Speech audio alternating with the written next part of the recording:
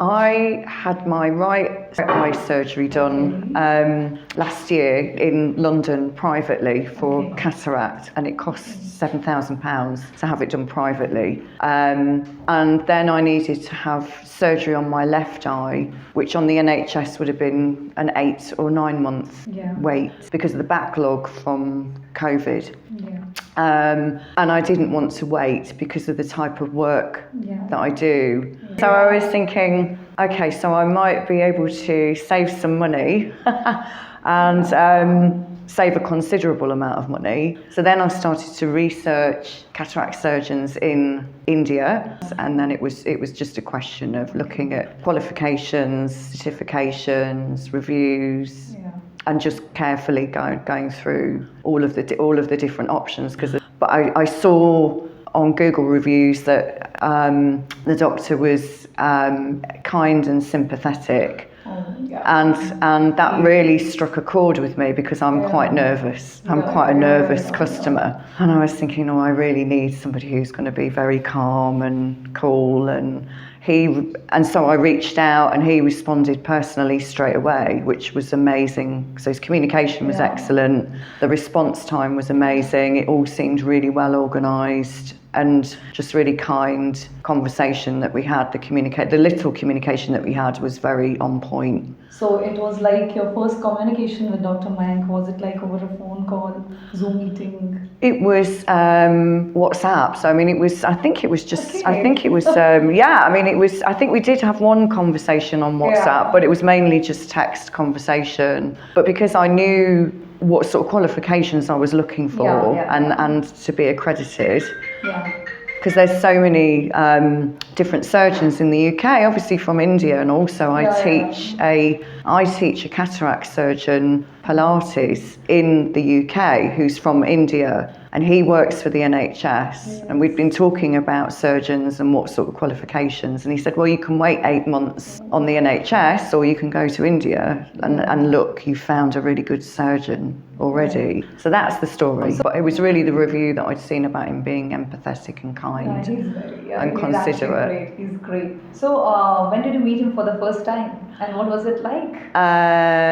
So when I arrived in Delhi at the end of January, we met here the first time. So he was very open and very transparent and very honest and very calm. Lots of attention to detail. Because I said to him, I'm super anxious. And he said, well, in order to reduce your anxiety, let's go to the clinic for you to see the theatre. So we walked in and I met some of the people that were working there. So I felt instantly a lot more reassured because I could visualise then where I was going to, and it's always the fear of the unknown, to be honest. So I think he sees the person.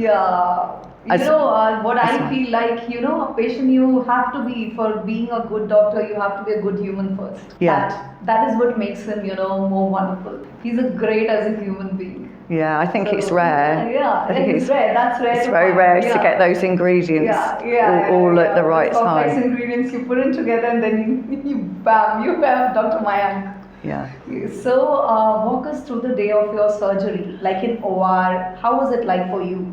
I was so impressed at how well organised it was, because there was a lot of pre-planning and lots of good communication about, you'll be picked up in the morning, and so my hotel is next door to, so also he'd given me the recommendation of the hotel, which is 2 minutes walk away from the surgery.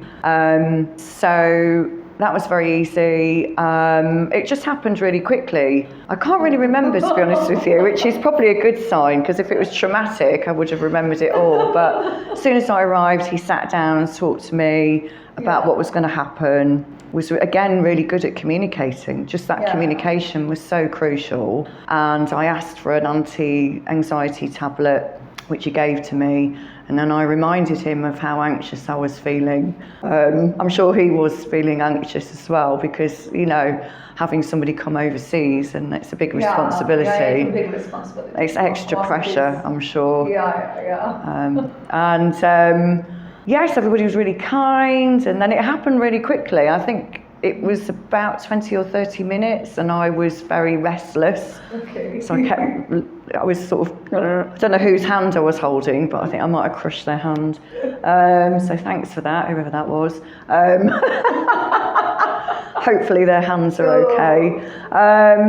Yeah, and then the chauffeur took me back to the hotel, and then I slept for the rest of the afternoon, and then he rang me himself to say, you know, are you okay? And obviously I did. Oh. And then the following morning I woke up and my eye was a little bit itchy, so he swept me in very quickly in the morning just to check, as an extra check, made sure everything was okay. A check again the next day, and then a final check today. So the aftercare has been incredible. Yeah. So in comparison to London, when I had my surgery, there was aftercare, but only if I asked for it. Yeah. And that was 2 weeks after the surgery, whereas the aftercare was just forthcoming, and I didn't have to ask for it, which was just amazing. Especially when you're a long way away from home. Yeah. But I just felt so safe. I felt so well looked after. I just feel very well supported and very well looked after and very well cared for here. Yeah. So how would you define your cost to comfort, this balance for your care in India? The cost, I mean, the money, I mean, it was, like I say, in England, in London, you know, I think it was £6,000 or £7,000. So this is £1,200, you know. And I think often it's kind of fear of the unknown, but if you research it properly and you make sure that you know, you're planning and you're communicating.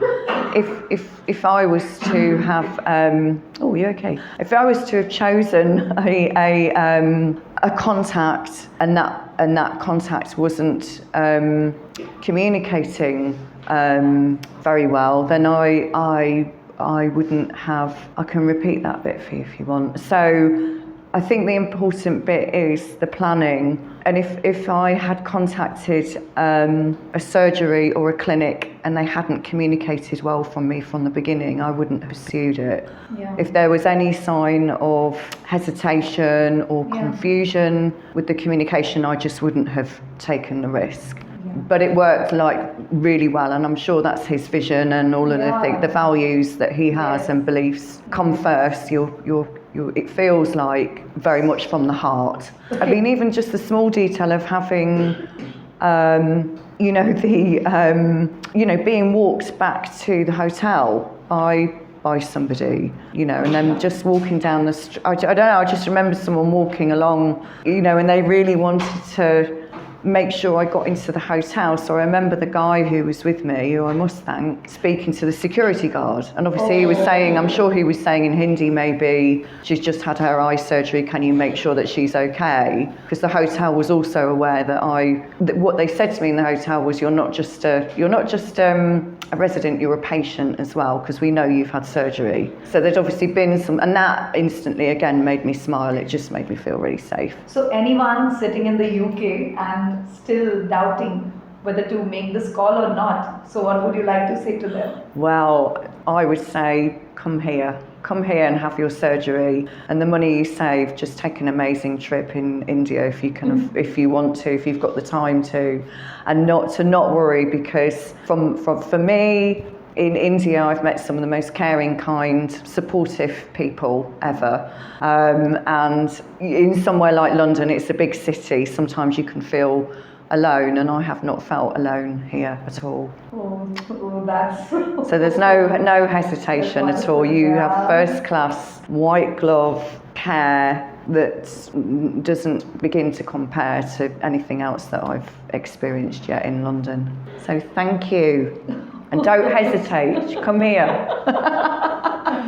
So last question, this entire, the week, if you can summarize just in 3 words. Wow, that'll be difficult for me. 3 words: caring, kind, life-changing. So that's all that we need to change the world. Thank you. It was very nice to have you here, Becky. Thank you so much. Thank you.